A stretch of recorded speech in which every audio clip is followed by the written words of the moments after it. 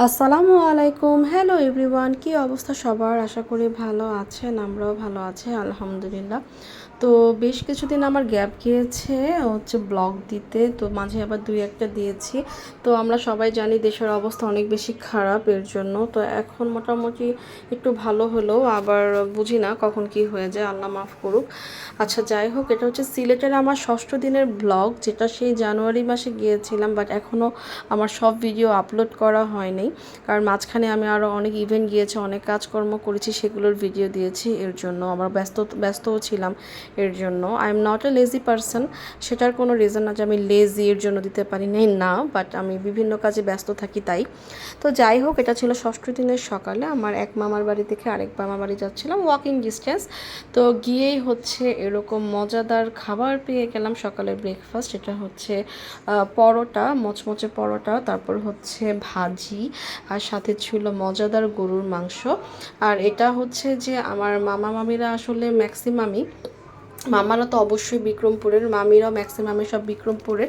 আর আমরা জানি বিক্রমপুরের মানুষের হাতের রান্না অনেক অনেক বেশি মজা হয়, সেটা এটার বলার অপেক্ষা রাখে না তাদের রান্না কতটা বেশি মজা, আলহামদুলিল্লাহ মাশাআল্লাহ। তারপর হচ্ছে নাস্তা করার পর তাদের বাসার সামনেই এইটা এত বড় একটা মাঠ, সামনে লেক, মানে এত সুন্দর জায়গা যে কি বলবো, এই জায়গাটা আমার এত এত বেশি ভালো লাগে। এর জন্য হচ্ছে ম্যাক্সিমাম টাইম আমরা লাস্টের দিকে তাদের এখানে রয়েছিলাম। তো এখানে আমরা মজা করছিলাম। আর এই পিচ্ছি ছেলেটাকে দেখলেন, ও আমার কাজিন শাহেদ, আমার মামার ছেলে। অ্যান্ড এখানে হচ্ছে আম্মু আমি আমরা সবাই মজা করছিলাম। আর ইনি হচ্ছেন আমার শ্রদ্ধেয় নানু। নানুর হচ্ছে আগে গিয়েছিল সিলেট, এটা আপনারা সবাই জানতেন। তো হচ্ছে নানুকে আনতে যাওয়ার জন্য মেনলি যাওয়া, একটু ঘুরেও আসলাম। তারপর হচ্ছে নানু এখানে শাক তুলতে বসেছিলেন, কারণ এখানে হিউজ পরিমাণে শাক ছিল, ফ্রেশ একদম শাক। অ্যান্ড আমার আম্মু নানু আমরা কোথাও এরকম ফ্রেশ ফ্রেশ শাক সবজি দেখলে তুলতে বসে যাই এগুলো। আর এটা হচ্ছে যেহেতু জায়গাটা আমার মামাদের বাসারই, তো এটা কোনো অন্য মানুষের বা তুললে প্রবলেম এরকম কিছু না। তো যাই হোক, অনেক সুন্দর একটা জায়গা, অনেক বেশি সুন্দর ওয়েদার ছিল। আর যেহেতু শীতকালে ঘুরতে বেশি মজার, দিনটাও ছিল শীতকালের, অনেক অনেক বেশি মজার ছিল। এখন গরমকালে আমাকে চাদর পরা দেখে হয়তো অস্বাভাবিক লাগছে, বাট এটা কিন্তু শীতকালের ভিডিও। এখানে একটা আঙ্কেল হচ্ছে চানাচুর ভাজা, মানে চানাচুর মাখা বিক্রি করছিল, তো এটা আমরা কিনলাম, অনেক মজা ছিল। তো নওশিন হচ্ছে এরকম টাইপের মাখা খেতে খুব পছন্দ করে, বিশেষ করে লেবুর টক তেঁতুলের টক দিয়ে মাখানো। তো সে একা নিয়ে খেয়ে মজার ঠেলায় দৌড় মারছে আর কি দিবে কি না এরকম। তো সে খাচ্ছে, বাকি সবাইদেরকে খাওয়াই দিচ্ছে। এর মধ্যে আম্মুও বের হয়ে গিয়েছে আমাদের সাথে।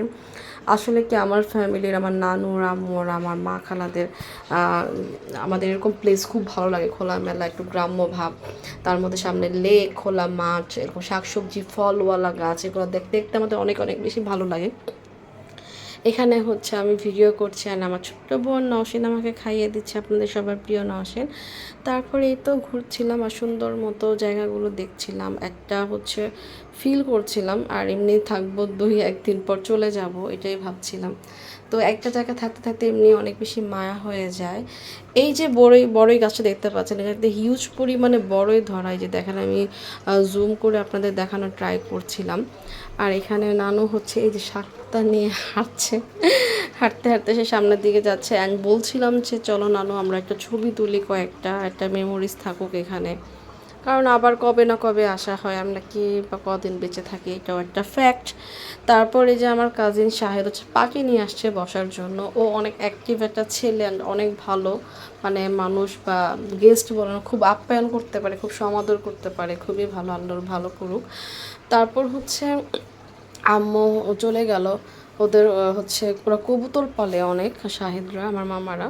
তো আম্মু কবুতরগুলো দেখতে গেল, আমি এর আগে গিয়ে দেখে আসছিলাম একবার নওশিনকে নিয়ে। আর এখানে এই তাল গাছ, তাল গাছটা আম্মুর যে বললাম, আম্মুর এই সমস্ত মানে এনভায়রনমেন্ট খুব পছন্দ আম্মুর। তো আম্মু দেখছিল।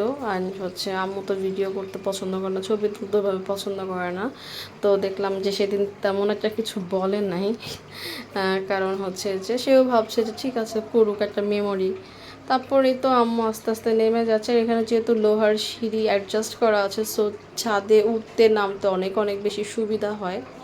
তো এই জায়গাটা অনেক অনেক বেশি সুন্দর। আমার বাড়ির আরও কনস্ট্রাকশনের কাজ অনেক বাকি আছে, এটা হয়তো সম্ভবত বিল্ডিং করবে আরও। তো মোটামুটি এই তো ডান। তারপর হচ্ছে দুপুরবেলা খাবার রেডি, মজাদার মজাদার সব খাবার। এখানে সাদা ভাত ছিল, ডাল, সবজি, ভাজি, মাছ, মুরগির মাংস, লেবু, সালাদ, আরও অনেক কিছু। অ্যান্ড হচ্ছে খাওয়ার পরও আরও ডেজার্ট আইটেম ছিল, সম্ভবত আমি ভুলে গিয়েছি। তো এই তো আমরা খুব মজা করে খেলাম। আর যেটা বললাম, তাদের সবার রান্নাই অনেক অনেক বেশি মজা, এই মামির রান্নাও অনেক বেশি মজা।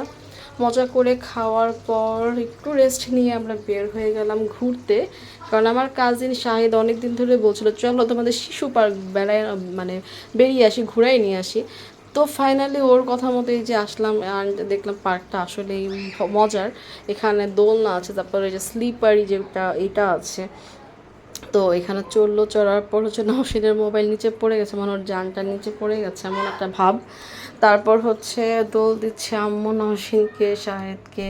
এখান দিয়ে বললাম আমারও একটু দোল খেতে মনে চাচ্ছে, যেহেতু এটা অ্যাডাল্টরাও বসতে পারবে, এভাবেই বানানো। আমার না এই যে পুরা পার্কটা এটা খুব বেশি যে আহামরি অনেক রাইড আছে সেটা না, বাট আবার কম আছে সেটাও না। আর এখান থেকে ব্রিজটা দেখা যাচ্ছে, এখানে একটা ব্রিজ, এখান দিয়ে বাস, গাড়ি, অন্যান্য যাতায়াত করা যায়। এই নদীটার নাম ভুলে গেলাম, খুব কমন একটা নাম এই নদীটার নাম। অ্যান্ড এই নদীর সামনে কিন্তু আমার মামাদের বাসা একদম, হ্যাঁ সামনের রোডে একদম খুব কাছাকাছি টাউনে।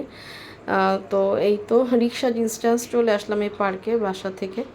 তারপর হচ্ছে আমিও চললাম, চলার পর হচ্ছে আমরা বের হয়ে গেলাম হচ্ছে, এখন আমরা আরেক মামার বাসার দিকে যাব, বা এই মামার বাসায় হয়তো যাচ্ছিলাম।